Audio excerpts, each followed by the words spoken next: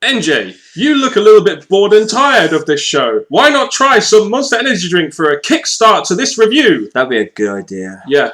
Did it take more than Monster to get you through this TNA show this week?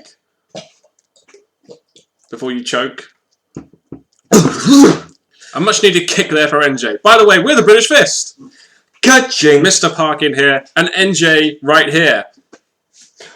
What's up? For your TNA Impact Wrestling review, subscribe down below, like this video, and comment your thoughts on this show down below. And make sure you contact us in the links in the description box below. Yes, and in talking about plugging stuff for things like Monster, also just want to quickly once again plug OK Fabe's poll, the poll where he does the best wrestler of all time. It'll be linked in the description box below. Once again, we're going to get this out there as much as we can because come TLC, it's closed, it's finished, and we're going to find out the week following it who is the greatest wrestlers of all time compared to WWE's horrible DVD that they made. Indeed, and who knows, it may be TNA's own Hulk Hogan that wins that. Who really knows?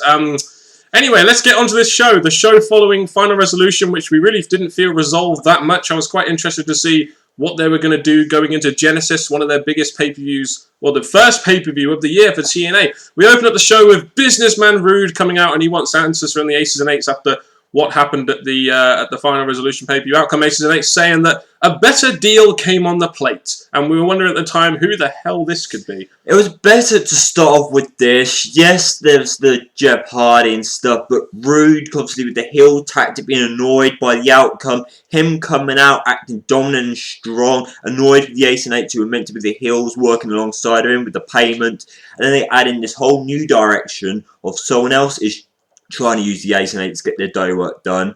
So it does add something more to this storyline, which we'll find out later tonight. Indeed, it followed on quite nicely from what felt like a TV finish at Final Resolution. And we find out, like you said, later on tonight, we're going to get an answer as to who was the guy that paid them. And then out come Jeff Hardy and James Storm. They clear the ring of the Aces and Eights, and we get this announcement that they're going to have a tag match in the main event, even though it ended up being the hour main event.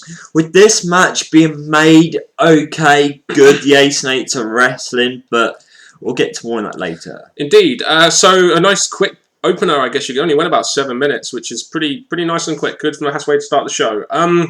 Don't you find it hilarious? Like, they had Velvet Sky talking. Don't you find it hilarious that Mickie James, one of the best knockouts around, is filler for Velvet Sky? Don't you find that quite funny? The sad thing is, with Mickie James also being another knockout rumoured to become the champion and go through a big storyline, big character change, they've pushed that to a side, gave Velvet Mickie James's place, so now they're battling Mickie James and Velvet. So in a way, I was kind of against that because I do feel that Mickie James is in a higher place than Velvet in some way, but again, it is TNA's idea. Yeah, I mean, they did that backstage promo with Mickie James where she was going on about how, she was disappointed with what she did, blah, blah, blah, blah. It looks like, do you think they may be on the backtrack of turning her heel again? It's like they brought her back all of a sudden. They have different plans because Velvet got brought back now. They might be turning her heel. I really think turning a Mickie James heel could be an interesting way to go. Let's just hope she doesn't get injured again. Yeah, indeed. Let's hope she doesn't get injured. But we had Velvet Sky versus Madison Rayne in that in-ring return. Yeah, what a person to put Velvet Sky up against, Madison Rayne. And apparently, we were going to see a different Velvet Sky, a more dynamic Velvet Sky. And we just basically saw the same Velvet Sky that we've seen in so many past TNA Impact Wrestling shows.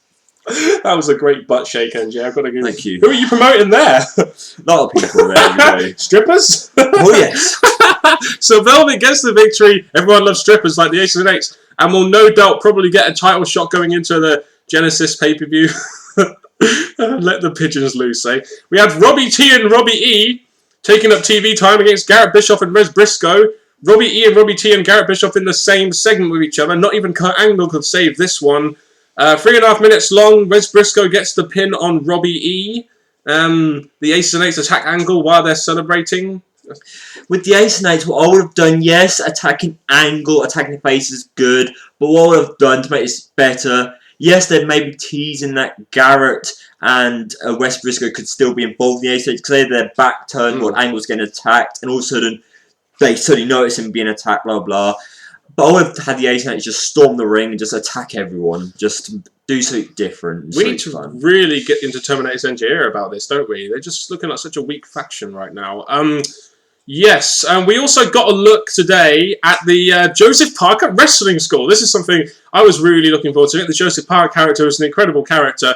This all seemed like one massive plug for OVW. It's like, we train over 100 wrestlers, but I was really looking forward to seeing this, and I really enjoyed the insight into Joseph Park's first day at wrestling school. I guess with the TNA not concentrating on Joseph Parks really that much since that match with the Ace and Eights, having him in a segment now is going to keep him on TV until they come up with an idea of what to do with him. Maybe it's going to be a big TNA vs Ace and Eights match down the line, so they've built Joseph Parks already for that, and hopefully... But I'm still waiting for the big whole turn into Abyss. Abyss character comes back, but I guess Joseph Park is the focus for now. Thank you very much, TNA, for giving me Joseph Park at wrestling school. We also found out next week, as per usual, it's Championship Thursday, doing gimmicks that NJ doesn't like. This week, the Knockouts title is going to be online. I think you've got ODB, Miss Teschmacher, Gail Kim, and Velvet Sky. Let the pigeons loose. And I imagine Velvet Sky will probably get that. Who really knows? They might save it for the pay-per-view. But we also got Angle and Devon for the TV title. Angle going after a TV title at this stage in his career. Well, I look at this quickly, and the Championship Thursday with the Knockouts thing. The Knockouts in a big match, getting more than 1, 2, 3 knockouts involved. Good idea, but again... I'm still waiting to see what knockouts thing is going to have at the pay-per-view.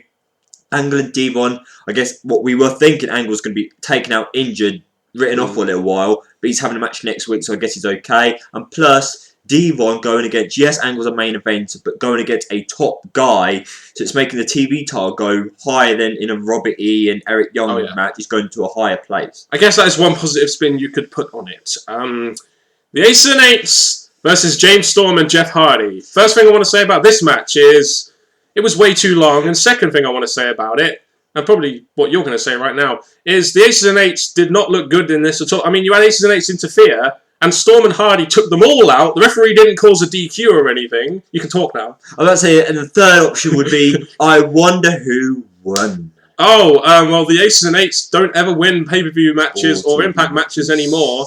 So James Storm and Jeff Hardy end up taking out the whole of the Aces and Eights faction all by themselves, kind of in a Sting style, and they announced that the person who paid them off was Austin Aries. I really felt they could have gone with that for a couple of weeks, but they didn't do it. I guess, yes, they could have brought this out because the Aces and Eights do need a storyline to go to, and this whole who's behind this, and they could have had like the whole going around numerous wrestlers. Trying to determine that could have been a good angle for Ace and Eights. But the other thing is, I guess the way they did it was, So Ace and Eights, you lose yet another match. How dare you disappoint me? Because when it comes to wrestling, I rely on you to take out the worthless mortals. If you disappoint me one more time, you're going to have to face me. And this time, I swear you will not survive it. So Ace and Eights, beware. And if you want to know why TNA, if you want to know why we think the Aces and Eights are losing steam, I think this is a good example of it. And also, we did a video on it on Monday, so go check that out. We're going to move on now.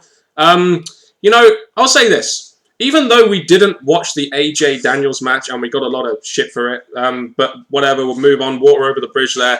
You know, I do feel that even though that we've seen that match 115 times now, and we didn't want to watch it because we've seen it so many times, I think the match itself may have done wonders for AJ Styles' character, kind of like we show it in this segment where he says that he's forgetting about number one, he doesn't know where he's going now, but he's going to not be the corporate guy anymore, the guy that cleans up TNA's messes, he's going to be doing his own thing. I'm really looking forward to seeing this new character direction for AJ Styles. As much as changing AJ's character may pull him away from a Daniels feud, the thing about this, he lost the match against Daniels. He's not getting a title shot for a year. Where? I'm leaving TNA. Here's my shirt. I'm off. That was good. I'm really liking this new AJ Styles character. It's just something different for his character. It could be great, interesting. I just wonder how long he's going to be gone for. Because obviously they need wrestlers like AJ Styles, especially if they want to make big matches. But I guess while they're wrapped up with the Ace and Eight, and AJ's not really wrapped up in that, it's good if he takes a break. Yeah, I mean, I'm not sure if it's going to be a leaving angle, but we'll see what happens down the line. We had Kenny King versus RVD, a match which we did have at Final Resolution. You know, this time they showed better chemistry. This was much better and much more well executed and much less botches than their match at Final Resolution. Typical that TNA would put the better match on free TV than they would on the pay-per-view that they want people to pay for.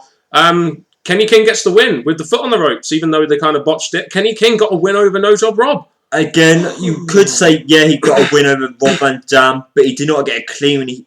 A guy who looked like he was probably going to be a face had to use the ropes to beat Rob Van Dam. So in a way, yes, we can be glad that Kenny King got the win over Rob Van Dam. Good, that's going in the books. But he had to use the ropes and he had to do that kind of pin on Rob Van Dam. So Rob Van Dam wouldn't allow Kenny King to get a clean pin on him. No. Is this their way of maybe turning Kenny King heel in this feud? Maybe? I don't really know. It could be a way. But either way, Kenny King... That's right, guys. Kenny King, ROH, ex-ROH guy, Kenny King got a win over Rob Van Dam. So I guess we're getting another rematch at the pay-per-view, hopefully. Hopefully it will be much better this time. If they show chemistry in this match, it could be much better. They had what I thought was quite an interesting little conversation between Mark and Terry. I mean, Bully Ray and Hogan. This was a really intense segment, wasn't it? My eyes were on the screen throughout this segment. As much as I do like this, because you had Buddy Ray being the dominant of Mike and him going up against the boss. Normally when you go up against the boss, you do expect there to be strong, because obviously the boss could fire you at any minute, but you want to be strong against the boss, have your say. Because Buddy Ray thinks he's been a bit of an outcast while Hogan's been concentrating on other wrestlers. And it's the whole relationship thing. When relationships get involved in wrestling, I do get a bit... But I guess this segment with the Mike talking, or the talking from Buddy Ray, definitely helped this segment. It was a strong, like I said, I had my eyes on it all the time. It was a strong segment. Then you got into Bully Ray versus Jesse Goddard. I don't know why this match went on for so long, especially knowing Jesse Goddard is part in the company right now and where Bully Ray is. I guess I thought this going in that this would be a squash match, but it wasn't. It is weird, though, seeing Bully Ray playing to the crowd, been such a great heel. It is weird, even with me, to see Bully Ray playing to the crowd as a babyface, isn't it? The whole babyface thing I'm never going to get behind, but the thing about this is that the thing that threw the match off, yes, Bully Ray is still the greatest and all this, but the match did go on a long time. Jesse Goddard's got some quiet offense on Bully Ray, even though there was time when Bully Ray just said, that didn't hurt, but... It went on for a bit longer, yes, and you had the whole Tara getting involved, and you know what I feel like when either Jesse gets involved in Tara's matches or the opposite way around. Yes. It gets a bit annoying up to time, and it happened numerous times in the match. But Bully Ray ended up getting the win, so I'm happy for that. I just wish it was shorter. Yeah, I'm totally with you. I'm happy Bully Ray got the win, but I just wish it was shorter as well. I don't really think it needed to go on that long, really. The main event of the evening, as it was announced by Hogan earlier on, it was going to get Austin Aries to come down to the ring and explain his actions as to why he outbidded Bobby Roode. It's funny, isn't it, how Austin Aries loses the belt, and he seems to be in more main event segments now than he was when he had the belt, really, doesn't he? That's quite strange how that works. And this is another thing I like about Austin Aries. He's like Buddy Ray, going up against the boss, going up against Hogan. So in a way, he's keeping himself relevant, and TNA doing a good job by having him go up against the boss. So it's all wrapping up to something. And Aries on Mike, it's going to be a great way to finish. But it had to follow Jesse Goddard in the main event match. So we were hoping this segment was going to pay off. And generally, Austin Aries on Mike does entertain us as fans. Like I said earlier on, I think they could have gone a little bit of time with this who outbidded Roode maybe as a bit of an angle, but they chose not to. They chose to blow this off in the main event of this show. Basically, he paid aces and eights because he wants to get back his World Heavyweight Championship, which he was tossed aside for, so Jeff Hardy could be the world champion. And like I said, I'm just saying, ever since he lost the belt, it's funny how he's still been in main events. I think, to be honest, Austin Aries is proving himself quite valiantly as a main event star for TNA. It's whether or not he draws in the ratings, I think, that is the issue now. And the thing about this is that they made a good point. This is going to be Aries versus Hardy 3, and probably more if next week's match doesn't go down well.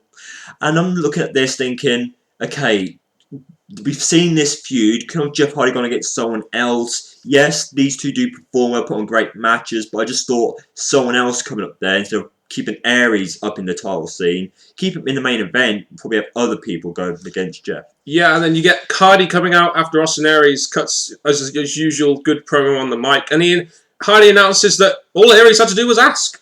Imagine if the business was that easy. All you had to do was ask for a title shot. Oh, that's what Open Fighting Night's for, guys. And we get the announcement of Hardy and Aries free on Impact next week, a match which has main evented 2 pay-per-views, including their biggest pay-per-view of the year. They're putting on free TV on Championship Thursday. I must admit, I do look forward to that, but I do wonder why. I guess they're really trying to get that rating up, aren't they, by having the main event of Bound for Glory on the TV show.